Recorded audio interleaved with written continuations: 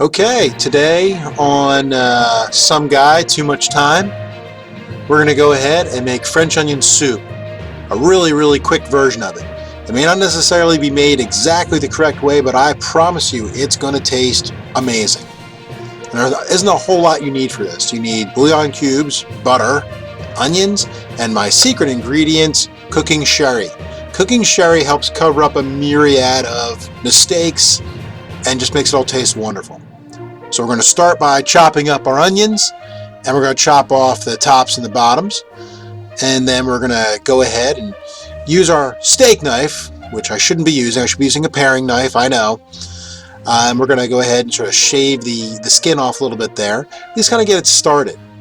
And then what we're actually going to do is, use the knife again to sort of peel on that skin a little bit, get it peeled up, and the whole thing should, if we're doing things right, we're dealing with good onions, it'll just peel right off in one move, and that just makes everything so much easier to do with onions. And I should warn you again, your whole house is going to smell like onions. You got a lot of onions to cut up here. I generally have one more bouillon cube than I do onions, and I generally say okay, and it's 1 cup of water per bouillon cube. Just sort of a ratio there. I usually figure each person's going to eat at least 1 cup. Well, in my house it's usually 2 cups, but whatever. So as we're cutting up our onions here, we get all the skin off, and then what we're going to do is, again, we cut off the tops and the bottoms. And part of what that cutting off the tops and the bottoms is going to do for us is that's actually going to give us a flat area to work with the onion when we're trying to cut it up later.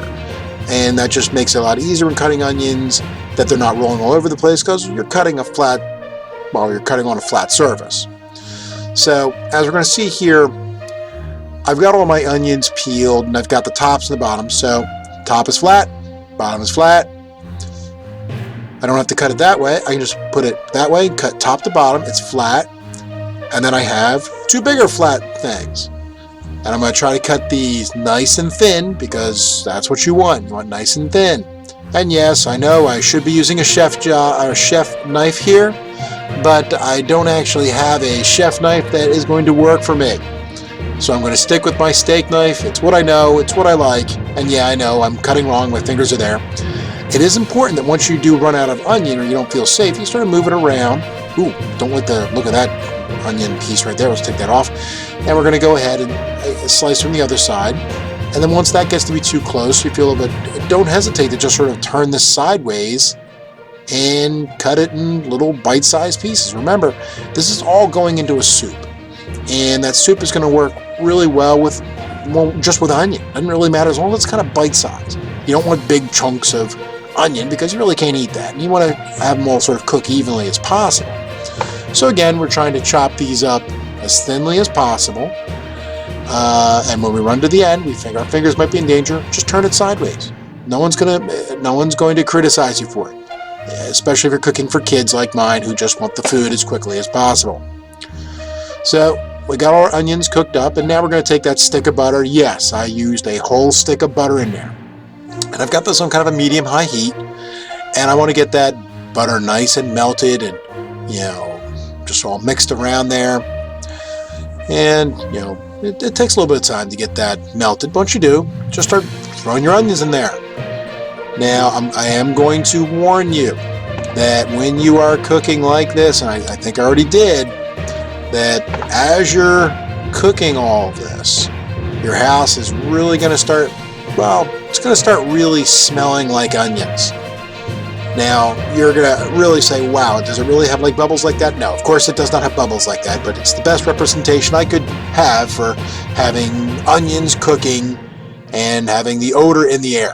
And trust me, I actually had to put the vent on in my kitchen. Personally, I like the smell of onions. I love the smell of onions. My wife hates it, so I had the kitchen vent on, blowing it all outside. I even had windows open. And now we want to stir all this. Now, ideally, you want to brown your onions. Well, in my house, I may not necessarily have the time to brown the onions. So what I usually just try to do is I try to just get them kind of good and sauteed. Now, what does that mean? Well, right now, they're all kind of individual onions. Well, there you see it's starting to get softer. It's starting to be like, a little bit more like, kind of chunky. but still not quite where you really need at least. You don't want crunch inside of your French onion soup, at least raw crunch. Now you can see it's starting to like clump into almost like a snowball. Like you could make an onion ball with that. That actually sounds oddly appetizing to me.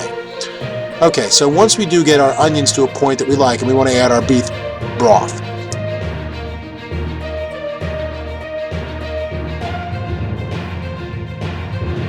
So I'm using bouillon cubes and I'm adding, well, 2 cubes per 2 cups of water, and into this I actually put 8 cups of water and 9 bouillon cubes, as well as 7 onions. And then here's my secret ingredient. I'm adding probably about a half a ladle of cooking sherry. That, I guarantee you, is going to make this French onion soup taste like the best French onion soup you've ever had. So how do you plate this? Some lightly toasted bread. Then what you're going to do, obviously, is you're going to put your soup on top of that. Now, some people, they'll say, well, put the soup in first, then put the bread, and then you're going to put cheese. Now, that technically, yes, that's the way you're supposed to do it.